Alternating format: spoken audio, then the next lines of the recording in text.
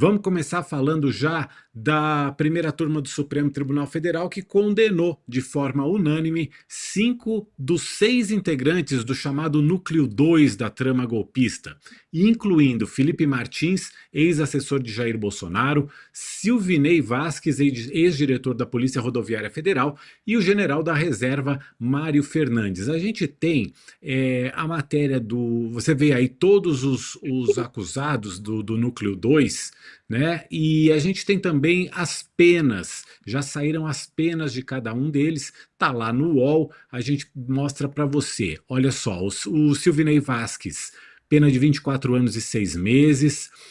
Felipe Martins, pena de 21 anos, sendo 18 e 6 meses em reclusão. A Marília Ferreira de Alencar, que é delegada da Polícia Federal, pegou uma pena de 8 anos e 6 meses, porque ela não foi condenada por todos os crimes dos quais ela estava sendo acusada. O delegado da Polícia Federal, Fernando de Souza Oliveira, foi o único absolvido nesse julgamento.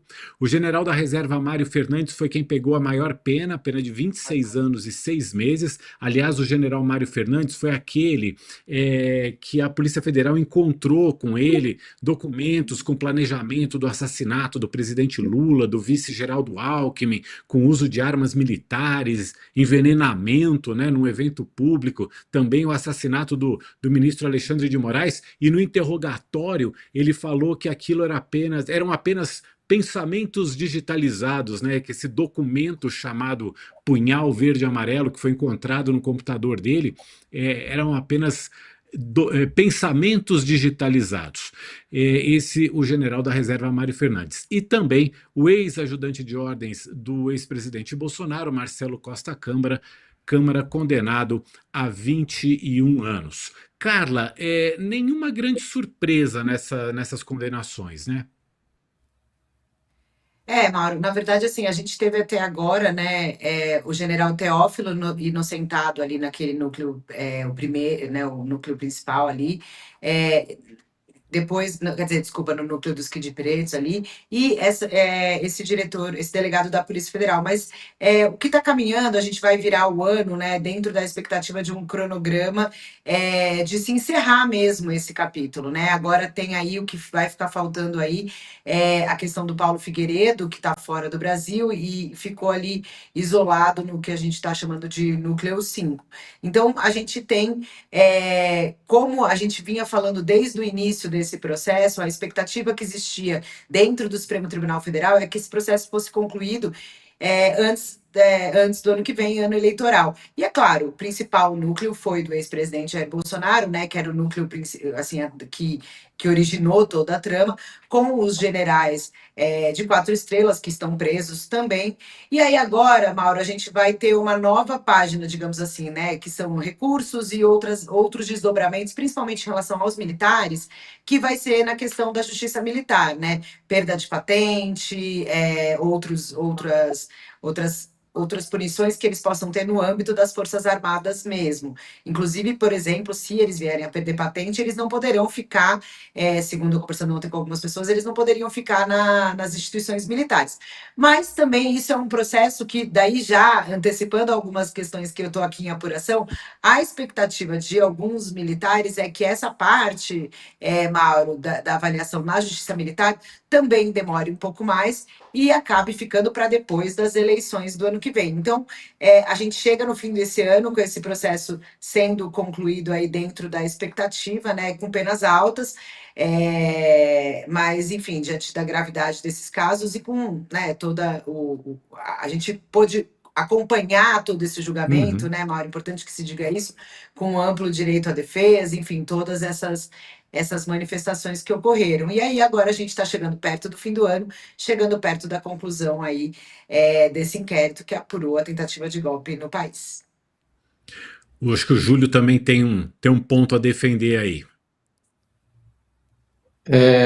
Eu gostaria de destacar justamente as penas, né? Porque assim, não parece que o Supremo está cedendo à pressão que está vindo da direita, especialmente ali no Congresso, com o projeto da dosimetria, né? E essas pessoas são condenadas por 20 anos, 24, né? isso me parece também uma sinalização, né, de que eles não vão ceder de forma alguma à pressão. Acho que o professor poderia até dar essa visão um pouco O, mais ampla para a o gente aí, Júlio, né, sobre essa votação. eu ia até guardar realmente esse ponto para passar para o pro professor Rodrigo Prando, porque durante o julgamento, o ministro Alexandre de Moraes fez um comentário, e a gente tem o vídeo aqui, fez um comentário justamente sobre isso, justamente sobre o fato de condições atenuantes de penas estarem sendo discutidas nesse momento no Brasil. Vamos dar uma olhadinha no que disse o Alexandre de Moraes. Mais discursos de atenuante em penas aplicadas depois do devido processo legal, aplicadas depois da ampla possibilidade de defesa, porque isso seria um recado à sociedade de que o Brasil tolera ou tolerará novos flertes contra a democracia. E o Supremo Tribunal Federal e os poderes constituídos e o Ministério Público, a ação foi primordial nesse caso e rápida. As instituições e os poderes não tolerarão, como não toleramos, qualquer atentado contra a democracia, o Estado de Direito e as instituições democráticas. Professor, que recado o Alexandre de Moraes está dando aí, tanto com esse discurso como com as penas altas, nessa referência que o Júlio fez? Bom, vamos lá, meus amigos. De novo, boa noite a vocês três que nos acompanham aqui no UOL. Bom, o recado ele é claro, ele é cristalino, né? Aliás, o recado ele tem sido dado desde o momento da denúncia da Procuradoria-Geral da República e todos foram levados ao julgamento.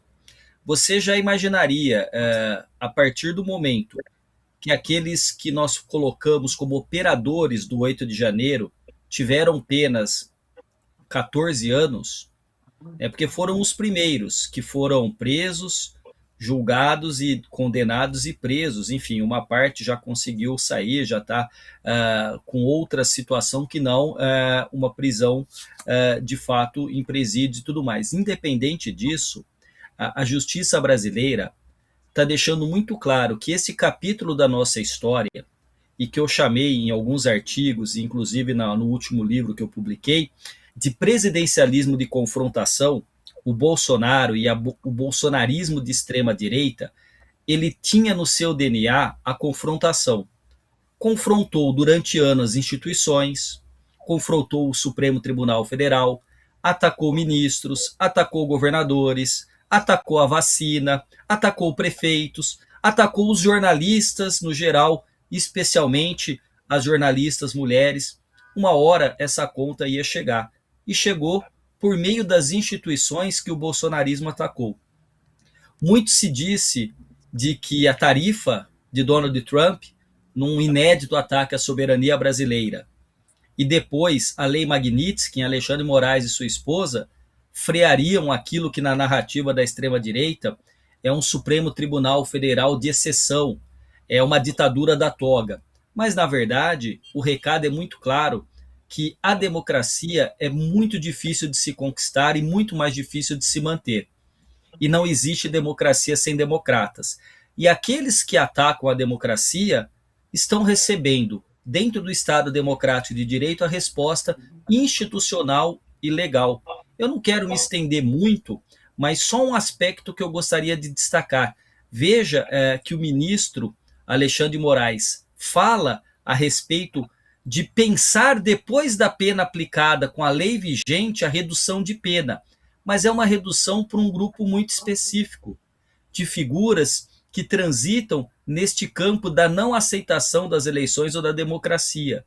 A pergunta que fica, não apenas para a política, mas no campo sociológico e pedagógico, eu acho que é esse ponto que o ministro destaca e que eu destaquei em outras vezes, é qual recado que se dá, independente da sua coloração político-partidária, independente dos seus valores ideológicos, qual o recado dado à sociedade brasileira se aqueles que atacaram a sede dos três poderes, planejaram um golpe de Estado inclusive com o assassinato do presidente, do vice-presidente e do ministro Alexandre de Moraes.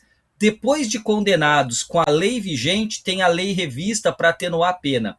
Quer dizer, que a lei vale para todos numa república ou ela vale mais ou menos para todos e não vale para alguns a depender da posição que ocupam.